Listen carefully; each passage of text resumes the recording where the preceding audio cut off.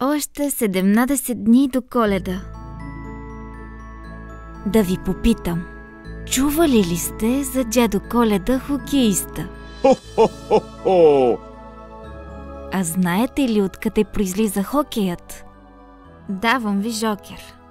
Страната се намира на един от американските континенти. Днес именно ще ви разкажа как празнуват Коледа там.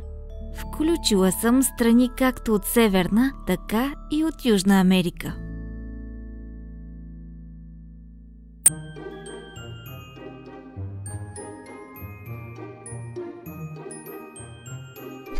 Първа спирка е най-голямата страна в Южна Америка – Бразилия. Докато при нас в Европа през декември е зима и чакаме сняг, то в Бразилия е лято, затова дядо Коледа вместо с шейна и елени често пристига на лодка. Така Рождество се посреща не пред камината, а на плажа. Една от най-известните традиции в Бразилия е коледното светлинно шоу в Рио де Жанейро.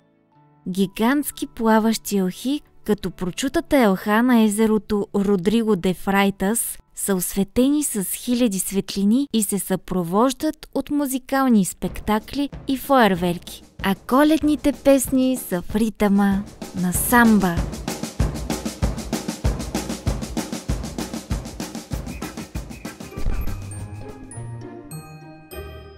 Сега се отправяме към Северна Америка и страната на маите – Мексико. Коледните празненства в Мексико започват отрано и са силно религиозни. Интересен обичай са Las Posadas. Посада от испански означава странноприемница.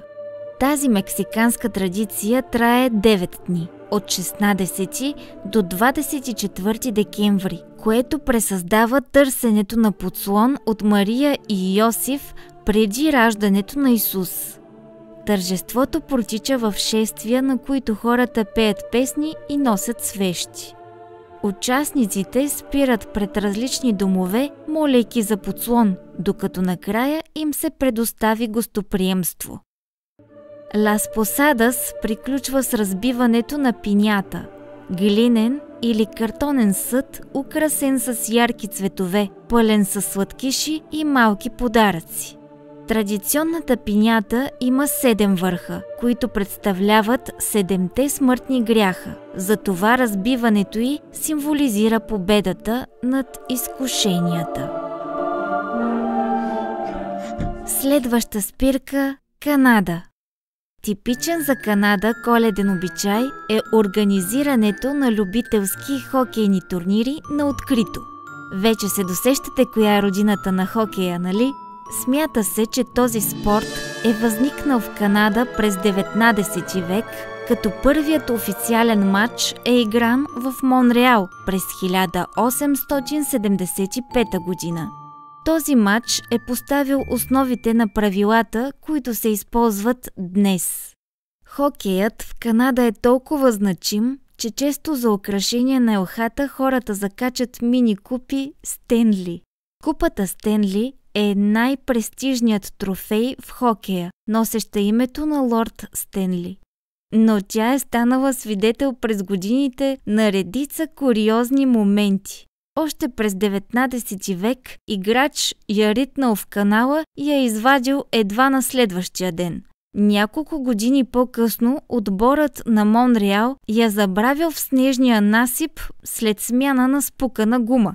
Също така се е използвала като саксия за цветя и дори като купа за храна от коня-победител в Кентъки дерби.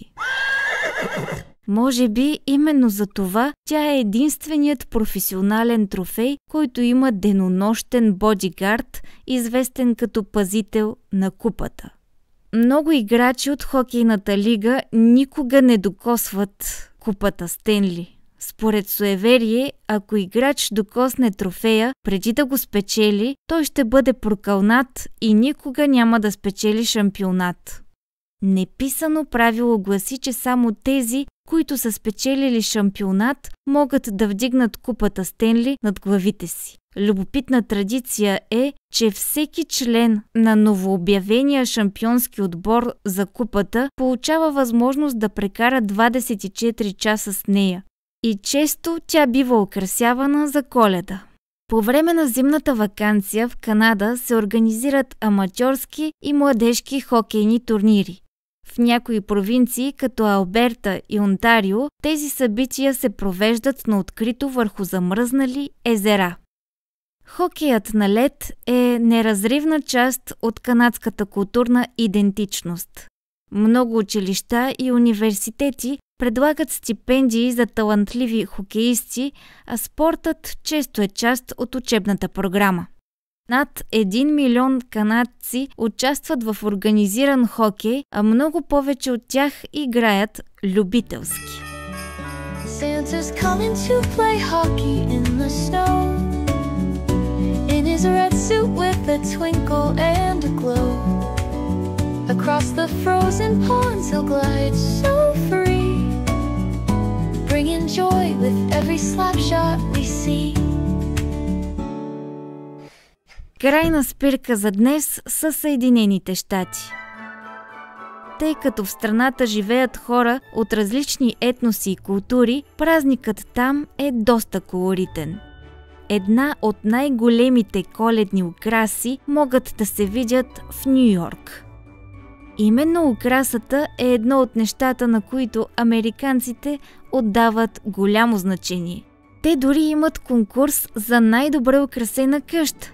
Собствениците поставят хиляди светлини, надуваеми фигури на дядо Коледа, елени и други декорации. Някои квартали, като Кенди Кейн Лейн, в различните градове стават туристически атракции през декември. Друга американска традиция е елфът на рафта. Тя включва малка фигурка на елф, която шпионира децата през декември и докладва на дядо Коледа дали са били послушни. Звучи ми възпитателно и забавно.